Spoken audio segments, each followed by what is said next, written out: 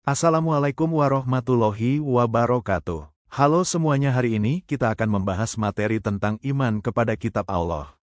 Pilar keimanan umat muslim. Presentasi ini akan mengupas tuntas salah satu rukun iman yang fundamental, iman kepada kitab-kitab Allah.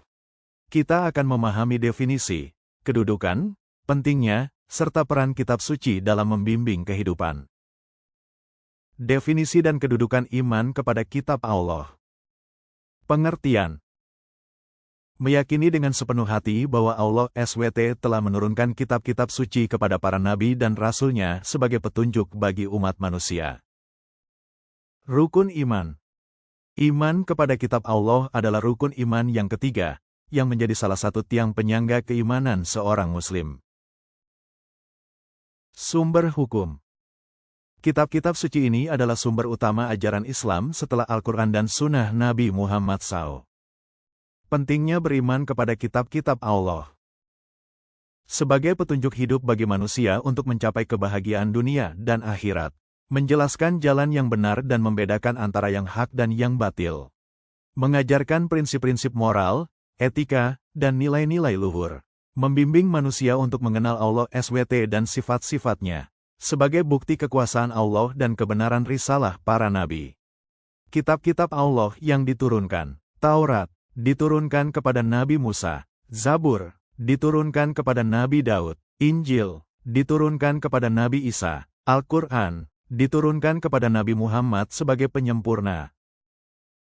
Mengenal kitab Taurat, diturunkan kepada Nabi Musa a.s. Kitab Taurat, Torah dalam bahasa Ibrani, adalah salah satu kitab suci tertua yang diyakini umat Islam sebagai wahyu dari Allah SWT. Kitab ini diturunkan kepada Nabi Musa a.s. di Gunung Sinai. Kandungannya meliputi 10 perintah Allah, dasar-sila, hukum-hukum syariat, serta kisah-kisah kaum Bani Israel. Taurat menjadi pedoman bagi umat Yahudi sebelum kedatangan Injil dan Al-Quran. Mengenal kitab Zabur, diturunkan kepada Nabi Daud a.s. Kitab Zabur, Mazmur dalam bahasa Ibrani, adalah kitab suci yang diturunkan kepada Nabi Daud a.s. Kitab ini berisi kumpulan nyanyian pujian, doa, zikir, dan nasihat-nasihat yang menggambarkan kebesaran Allah SWT. Zabur tidak mengandung syariat baru, melainkan lebih fokus pada pengajaran moral dan spiritual. Kitab ini seringkali disebut sebagai kitab nyanyian, atau kitab puji-pujian, karena berisi syair-syair indah yang memuji keagungan Tuhan.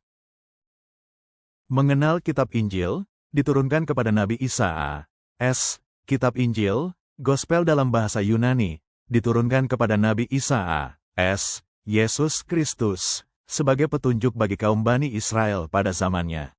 Injil mengajarkan tentang tauhid, keesaan Allah, akhlak mulia, serta membimbing umatnya untuk kembali kepada ajaran yang benar. Injil memuat kabar gembira tentang kedatangan Nabi terakhir, Muhammad SAW. Namun, umat Islam meyakini bahwa Injil yang ada saat ini telah mengalami perubahan dan tidak lagi murni seperti yang diturunkan kepada Nabi Isa a.s. Al-Quran, penyempurna dan mukjizat terbesar. Penyempurna, menggantikan dan menyempurnakan kitab-kitab sebelumnya, membawa ajaran yang universal dan abadi. Al-Quran adalah kitab suci terakhir yang diturunkan Allah SWT. Mukjizat, kandungan bahasanya yang indah, keilmiahannya, dan prediksi-prediksinya yang terbukti. Pedoman hidup, sumber hukum dan petunjuk yang lengkap bagi seluruh aspek kehidupan manusia hingga akhir zaman. Kandungan umum Al-Quran dan fungsinya. Akidah dan tauhid, menjelaskan keyakinan dasar tentang keesaan Allah, malaikat, hari kiamat, takdir, dan hal-hal gaib lainnya. Ibadah, petunjuk tentang tata cara salat, puasa, zakat, haji, dan ibadah lainnya sebagai bentuk ketaatan kepada Allah. Syariat dan hukum, aturan tentang muamalah, interaksi sosial, jinayah, pidana, munakahat, pernikahan, dan lainnya untuk menciptakan ketertiban. Kisah-kisah, cerita para nabi dan umat terdahulu sebagai pelajaran dan inspirasi bagi manusia. Hikmah dan penerapan iman kepada kitab Allah dalam kehidupan. Dengan beriman kepada kitab Allah, kita akan merasakan kedamaian hati, karena memiliki pedoman hidup yang jelas. Hal ini mendorong kita untuk senantiasa berperilaku jujur, adil, dan bertanggung jawab.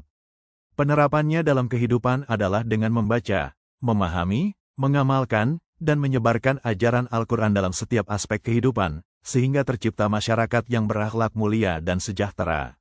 Sekian penjelasan dari saya. Wassalamualaikum warahmatullahi wabarakatuh.